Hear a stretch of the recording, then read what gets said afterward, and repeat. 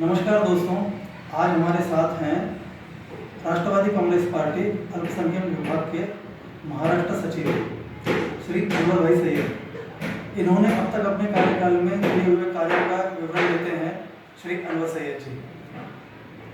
Sir नमस्कार। अभी तक आपने जो कार्य किए हैं उनका जरा विवरण बताइए। अभी तक आपने जो निचले तबके के लोग हैं, मजदूर, विधवा, विकलांग, इन सभी लोगों के लिए क्या क्या आपने किया है और आपके आगे के क्या क्या उद्देश्य हैं? सर अब तक जो हम कार्य करते आए उसका फर्क पेड़ पावती जैसे बोलते हैं तो हमें हमारे पक्ष की तरफ से और हमें जानने वाले जो हमारे वरिष्ठ हैं उनकी तरफ से मिली है, जिन्होंने हमें महाराष्ट्र राज्य अल्पसंख्यक सचिव का पद दिया है। तो आप जो कार्य ऐसे कि आप बताने और गिनाने जैसे है नहीं, और कुछ लेटेस्ट बात कोरोना की चाहिए तो वो बातें है सामने, आप पूछो वैसे जवाब हम देंगे। कोरोना के कार्यकाल में आपने क्या क्या किया है उसका विवरण बताइए। सर कोरोना काल में शुरुआत की बात ऐसी थी कि लोग जो है कोरोना को एक बहुत बड़ी बीमारी समझते हुए अपने आप की जांच करने से रुक रहे थे, कोई सामने आ नहीं रहा था। उस वक्त में कोरोना के मरीजों का डर और किसको कोरोना है मतलब सब एक दूसरे से बचते हुए अब पुलिस प्रशासन के ऊपर ज़्यादा टेंशन हुआ था कि लोगों को घर में होम क्वारंटाइन क्या बोलते हैं होम क्वारंटाइन और घर में उनको मेंटेन डिस्टेंस में क्या ये सारी बातों को पुलिस ज़्यादा टेंशन में थी। तो उद्धव जी ठाकरे साहब मुख्यमंत्री जी और हमारे प्यारे नेता अजितदादा पवार इनका आह्वान था कि लोगों ने बाहर आके अपनी तपासनी अपना चेकअप करना चाहिए, जिससे कि प्रशासन को, डॉक्टर को, सबको नहीं क्या एक दूसरे का साथ मिलेगा, कोरोना को हम जल्द से जल्द रोक सकेंगे। तो ये होते हुए भी लोग जो है कि बाहर आ नहीं रहे थे, तो हमने अपने माध्यम से अपने अल्पसंख्यक विभाग के लोगों को एक आह्वान दिया कि हमें जो है कि सामने आकर अपनी तपासनी करनी चाहिए, जो कि फिर पीछे के हमारे पब्लिक है वो लोग भी सामने आएंगे। तो सबसे पहले जो है कि पिंपरी चिंचवड शहर में एक पक्ष का कार्यकर्ता और ये इतना बड़ा डर होते हुए भी मैंने अपने कार्यकर्ताओं को लेके वाईसीएम पे हमने एक समाज जागरूकता होने के लिए एक न्यूज़ भी बनाया, लोगों को मैसेज भी दिया और खुद जाकर उधर हम एडमिट हुए।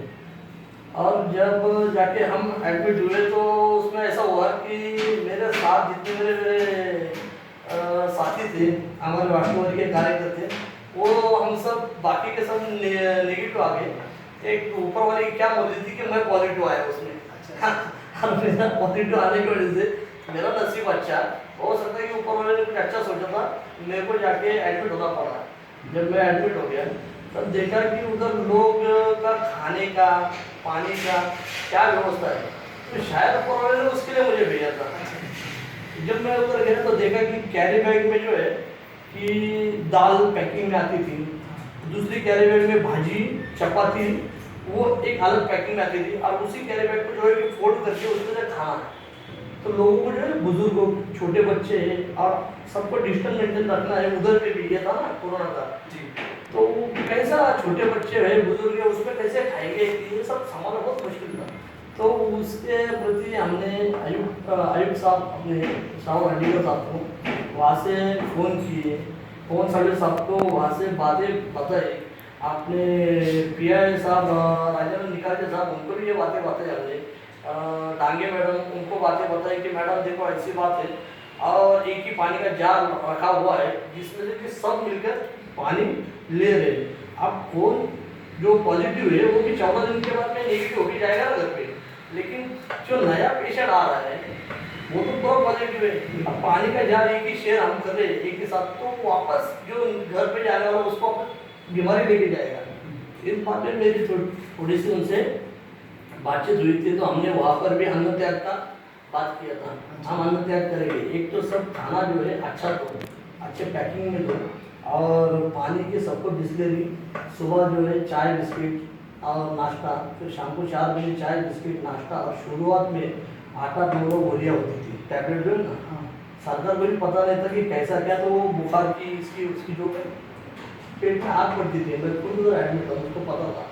तो बहुत सारे लोगों ने मुझको जो है ना वहाँ पर ऐसा मतलब ये क्या मुझको रोने आ रहा था कि यार मैं इधर आया बहुत अच्छा हो गया, कि लोगों को जो है ना खाने पीने की सारी चीज़ें सुविधा साफ सफाई की बातें, हर चीज़ें लेवल पे आई। और प्रशासन ने, शाहू हडीकर साहब ने, ये लोग ने, सबने इतना कोऑपरेट किया, तो लोगों को खाना पीना से लेके साफ सफाई हर चीज़ अच्छी से अच्छी मिली। सिर्फ उनका बोलना इतना था, चिकन मटन छोड़ के बाकी मांगो तो हम लोग देंगे। तो उन्होंने भी हमको अच्छा कोऑपरेट किया, हमने भी उनको अच्छा कोऑपरेट किया। और यही बात को लेकर मोशी में उस वक्त में वाइसन के नहीं है जो कुछ लोग थे, तो मोशी में भी रखा जाता था। तो वहाँ से लोगों की कंप्लेंट आने लगी कि हमें खाने की, तो उनके लिए भी खाने का किया। उसके बाद में धामन का अपना, वहाँ से लोगों की कंप्लेंट आने लगी पिंपरी चिंचवड में आपने जैसा करा है, जैसा आप लोगों ने आगामी की है, आप लोगों ने अच्छा एक सुविधा बना हमको भी, तो वहाँ पे हम धामन गाँव में करें, जामखेड़ में, वहाँ पर भी वहाँ के आरोग्य विभाग अधिकारी से बात करके यहाँ के फोटोज, यहाँ के खाने की डिशेज और खाने के फोटोज उनको सप्लाई बताया। तो अगर ऐसा होता है ठीक है, नहीं तो उधर के लिए हम यहाँ आंदोलन पर बैठेंगे। हमको पूरे राज्य में, सरकार हमारी है, पूरे राज्य में कहीं पर भी हमारे लोगों को, हमारे महाराष्ट्र सरकार की तरफ से कहीं गिरी नहीं है। तो आपको भी पूरा बोले कि हमारा बोलना था, ऊपर वाले का शुक्र है कि अच्छे से अच्छा मिला सबको। तो अब जैसे कोरोना के कार्यकाल में ये सारे काम हुए, ना कि सिर्फ पिंपरी चिंचवड जैसे शहर के अंदर, बल्कि पूरे महाराष्ट्र में आपके कार्यों का जो विवरण पूरा वहाँ तक गया, जिससे कि आम जनता को बहुत अच्छी सुविधाएं मिली। ये आपका बहुत अच्छा कार्य रहा। इसके अलावा जैसे अभी नज़दीकी कोरोना तो चला गया, लॉकडाउन भी चला गया, कोरोना छोड़ के चला गया, लॉकडाउन चला गया, लेकिन बीमारी रह गई। अब इसके ऊपर तो ऐसा है कि सोशल डिस्टेंसिंग का जो मैसेज है हर जनता के पास में पहुंच गया है। अब इसके अलावा जो अगले 1 या 1.5 साल के अंदर जो इलेक्शन आने वाला है, तो क्या आपकी पहल रहेगी इलेक्शन को लेकर? सर, मैंने अपनी मानसिकता हमेशा से ये रखी कि समाज सेवा को मैं पहला प्रायोरिटी देता हूँ, और वही इलेक्शन के बाद तो मैं ये नहीं चाहता कि मैं खुद कभी इलेक्शन को रुकूँ। मैंने कभी अपनी मानसिकता नहीं रखी, लेकिन जो भी सच्चा अच्छा आदमी जो अपने वार्ड में, अपने प्रभाग में, अपने विधानसभा में, अपने लोकसभा में अच्छा आदमी है, उसको हमेशा मैं पूरी तरह से सपोर्ट करने की भूमिका में हूँ।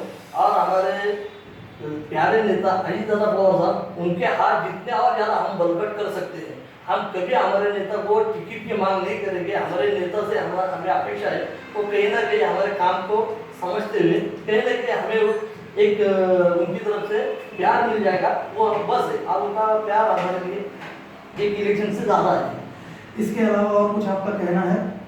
सर, मेरा कहना यही है, जैसे एक छोटी सी हंसी वाली बात है, वो भी शेयर करता हूँ। जैसे खाने की बात हुई थी ना, महाराष्ट्र भर में बहुत लोगों के फोन वगैरह फोटोज भी है। एक आदमी का मेरे को फोन आया सर, बोले सर मेरे को घर में है ना अचार खाने की आदत है, अचार खाने की आदत है, तो प्लीज सर हमको अचार का अवेलेबल करके दो।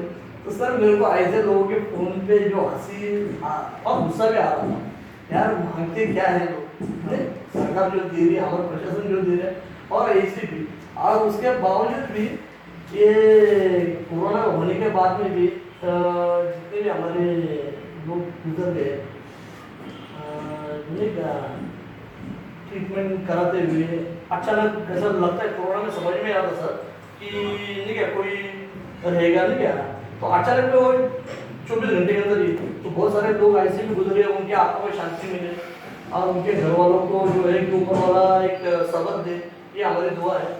और महाराष्ट्र सरकार के प्रति हमारा सबका सहयोग है। हम लोगों को भी एक आह्वान करते हैं कि सरकार को जो है कि सबने साथ देना चाहिए, और सरकार के जैसे जैसे ये आदेश आते हैं उसका पालन करना चाहिए। हम खुद भी करेंगे और लोगों से भी विनती कि उन्होंने भी करें। ना कि सिर्फ पिंपरी चिंचवड शहर के अंदर, बल्कि पूरे महाराष्ट्र के अंदर अपने कार्यों से झंडा गाड़ने वाले ये थे हमारे साथ में अनवर सैयद जी। मैं ब्रजेश बड़गुजर, SBT 24 TV, पुणे, महाराष्ट्र।